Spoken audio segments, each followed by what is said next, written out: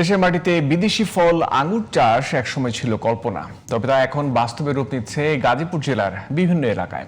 জেলা জুড়ে পরীক্ষামূলকভাবে আঙ্গুর চাষ শুরু হওয়ায় দেখা দিয়েছে নতুন সম্ভাবনা।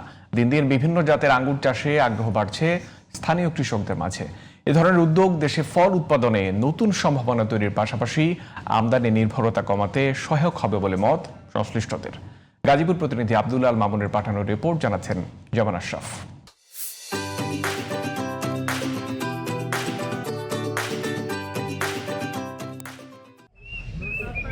গাজীপুরের বিভিন্ন উপজেলায় বাঁশের তৈরি উঁচু মাচার উপর লতানো গাছে এভাবেই থোকায় থোকায় ঝুলছে লাল ও সবুজ রঙের আঙ্গুর।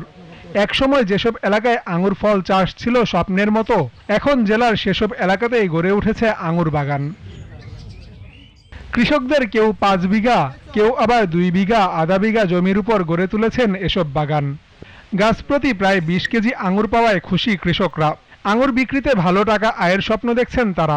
বিভিন্ন দূর দূরান্ত থেকে লোকজন আসছে, তা আসলে স্বাভাবিক, আসলে তো ওনারা মার্কেটিংও করতেছে, এখানে ফল, ড্রাগন ফল, আঙ্গুর ফল, ওই হিসাবে ওনারা নিয়ে যাচ্ছে, ওনারা স্যাটিসফাইড। এই জাতটা যেহেতু বাংলাদেশের মাটিতে ম্যাচ খাইছে, এটা রাশিয়ান বাইকুনুর জাত।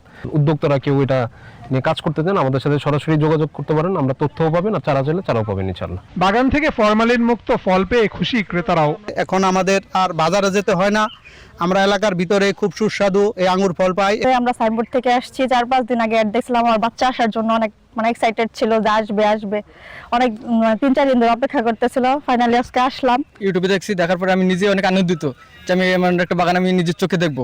আঙ্গুর দেখছি, আঙ্গুর ফল খাইছি, আমার অনেক মজা লাগছে।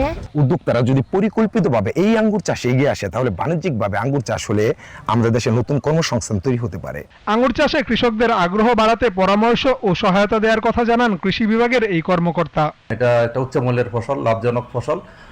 আশা করি যে এই কৃষক ভাইয়েরা লাভবান হবে এবং সঠিক ব্যবস্থাপনা, রোগবালাই দমন, সার প্রয়োগ, অঙ্গ ছাঁটাই, এই বিষয়গুলো আমরা কারিগরিভাবে পরামর্শ দিয়ে যাচ্ছি। জামান আশরাফ, জিটিভি নিউজ।